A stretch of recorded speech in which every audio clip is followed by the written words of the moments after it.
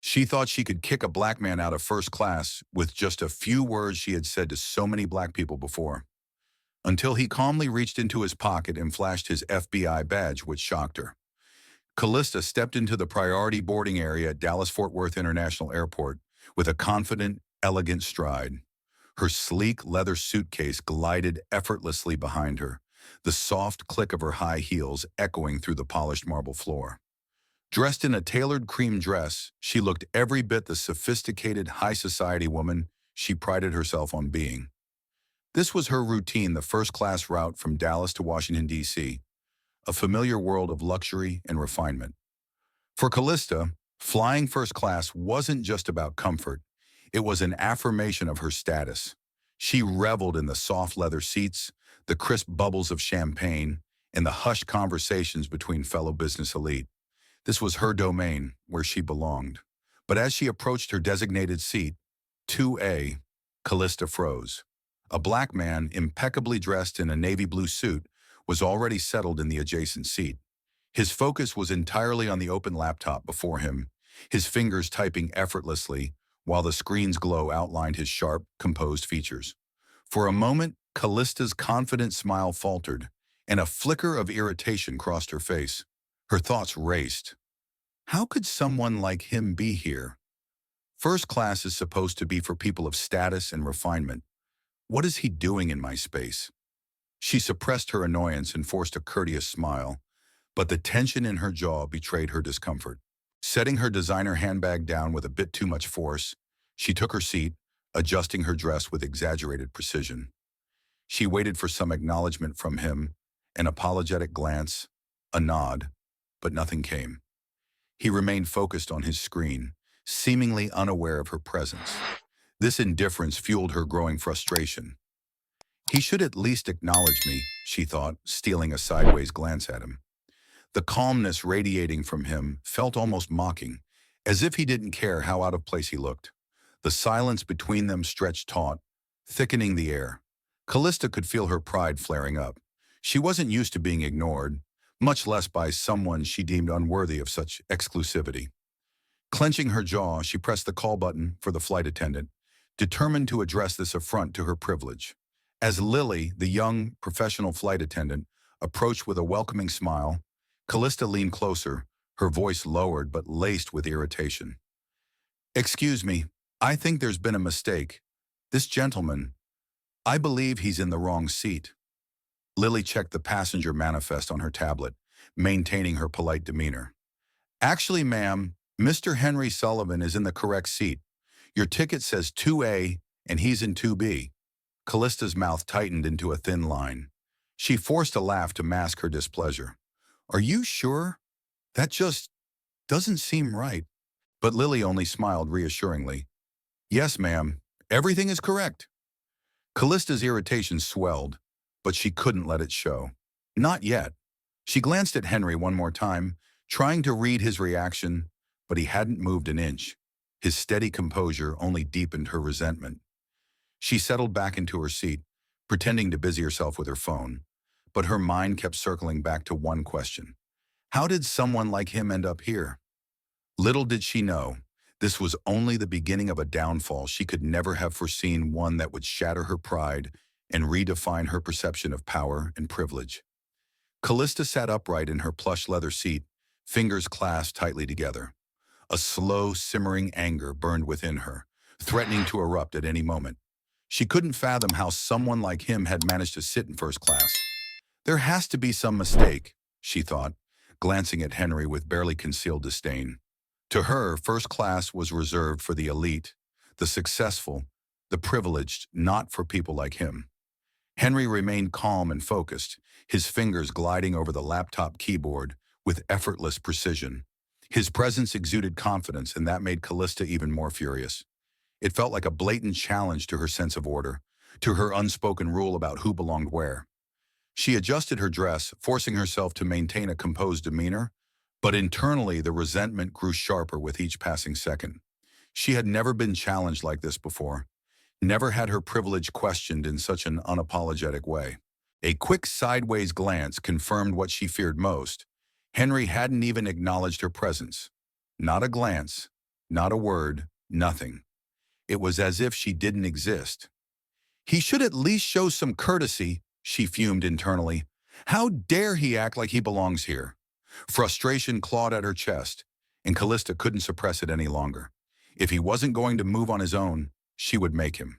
Her fingers jabbed the call button, and moments later, Lily appeared, her professional smile unwavering. "Yes, ma'am. Is there something I can help with?" Lily asked. Callista leaned in, voice lowered but firm.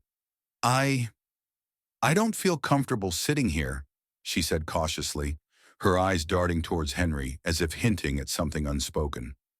Lily blinked, her polite smile faltering for a fraction of a second. "Oh, I'm sorry to hear that. Is there something wrong with the seat?" "No," Callista hesitated, forcing herself to sound reasonable. "It's not the seat. It's him. I just don't feel safe." Lily's eyebrows rose in subtle surprise. "Ma'am, Mr. Henry Sullivan has a valid first-class ticket. Is there something specific that's making you uncomfortable?"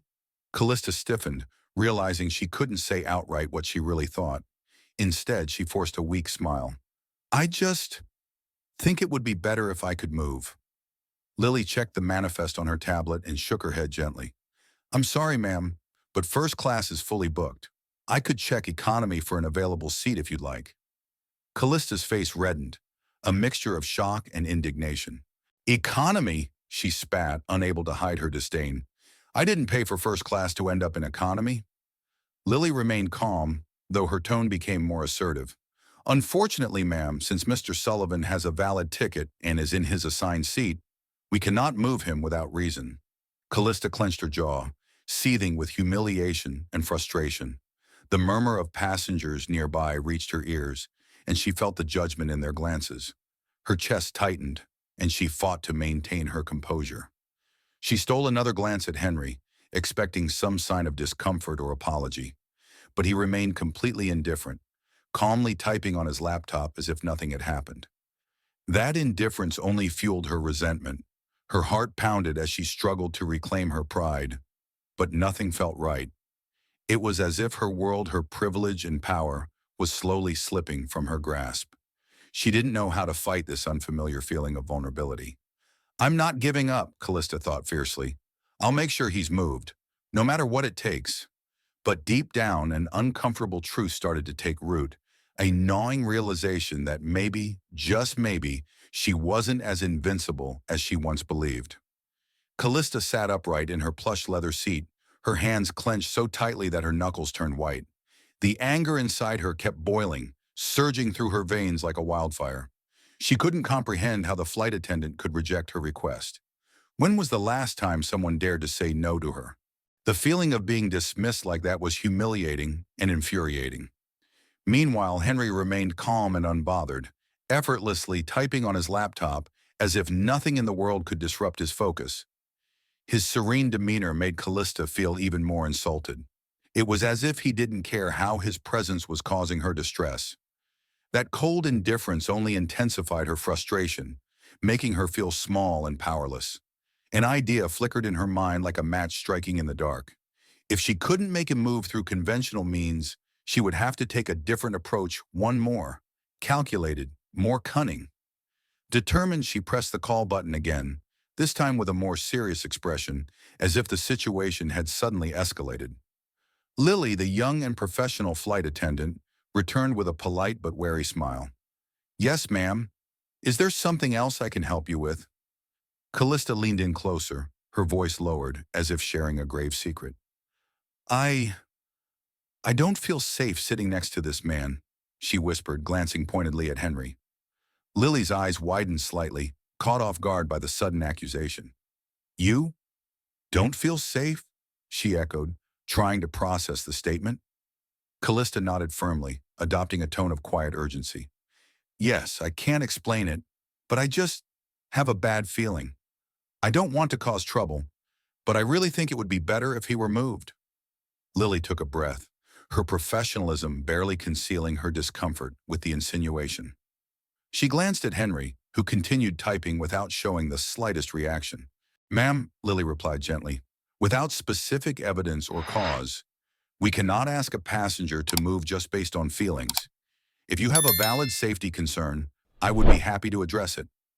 Callista's frustration grew sharper, and she couldn't help but raise her voice slightly. I don't think you understand, she hissed. I don't feel comfortable. I shouldn't have to sit here feeling unsafe. Isn't that enough? A low murmur rippled through the cabin as more passengers began to take notice. A businessman across the aisle, wearing a Bluetooth earpiece, glanced over and muttered to his companion, "Here we go again, same old story." The comment struck a nerve, making Callista even more agitated. She glanced around, catching glimpses of disapproving faces. Panic gnawed at her composure, and her pulse quickened. "Ma'am," Lily said firmly, her tone now more assertive, "we take safety concerns very seriously, but I cannot relocate a passenger without just cause. Please remain seated and follow the crew's instructions, or we may have to involve security personnel." Callista froze, her confidence faltering as she realized the situation was slipping from her grasp. This wasn't how it was supposed to go. She had thought invoking safety would force compliance, but now she felt exposed, like a child caught telling a lie.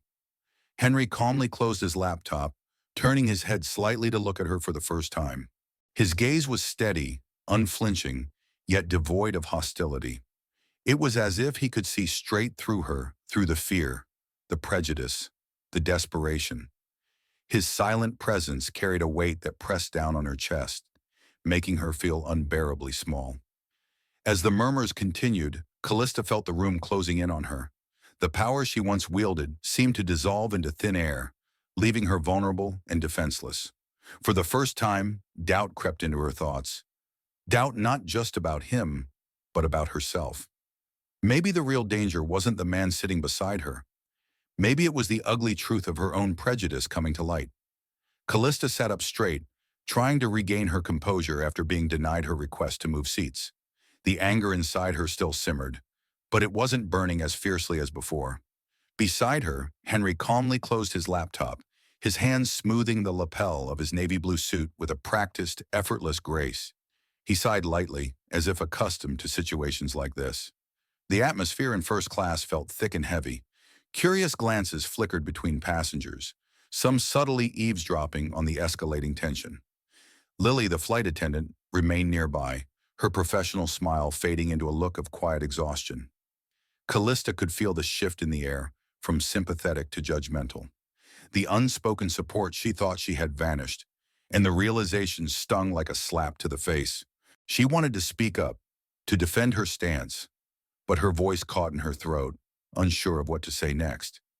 Then in a movement so subtle it almost went unnoticed, Henry turned his head and looked at her directly. His gaze was calm, unwavering, and carried an intensity that made Callista's stomach knot up. Without a word, he reached into his inside jacket pocket and retrieved a small leather case. Opening it with deliberate care, he revealed a gleaming FBI badge, its gold emblem catching the light overhead. The cabin seemed to freeze. Callista's breath hitched, her eyes widening as the realization crashed over her. She could hear muffled gas and whispered exclamations from the surrounding passengers. Some looked on with barely concealed amusement, while others exchanged glances of disbelief. Henry kept his voice low and steady, his tone as composed as his demeanor. "Ma'am," he said calmly, "I'm Special Agent Henry Sullivan with the FBI. If you feel unsafe or uncomfortable, I would be happy to take your statement right now." Callista's entire body went rigid, and she couldn't find the strength to respond. Her mouth opened, but no sound came out. The humiliation washed over her like a tidal wave, leaving her paralyzed in her seat. Henry waited a moment, his expression unwavering. When Callista managed to shake her head slightly, her voice barely a whisper. "No, no complaint." He nodded and smoothly tucked the badge back into his jacket. Without another word, he reopened his laptop and resumed his work, as if nothing had happened. The tension dissolved as murmurs rippled through the cabin. A few passengers clapped quietly, clearly impressed by Henry's composure. Callista felt her face burning with shame, realizing she had not just lost the argument, she had lost her dignity. In that silent, soul-crushing moment, she knew that nothing would ever be the same. The world had just witnessed her greatest mistake, and there was no going back. Light applause rippled through the cabin, a few passengers softly clapping their hands. Some exchanged glances and smirks, while others whispered to one another, shaking their heads in disbelief. Calista remained frozen, her face burning with humiliation. She felt like she had been stripped of her pride, exposed for everyone to see. Henry, meanwhile, sat back comfortably, his laptop open again, typing with a calm, unbothered demeanor. It was as if the entire ordeal hadn't affected him at all. That sense of indifference gnawed at Calista, making her feel smaller and more powerless than ever before. Suddenly, her phone buzzed violently in her bag. Startled, she pulled it out, her heart thudding against her ribs. Notifications flooded her screen, messages from friends, family, colleagues. One after another, they bombarded her with questions and disbelief. "Calista, what did you do? Is that really you in this video? Oh my God, tell me this isn't true.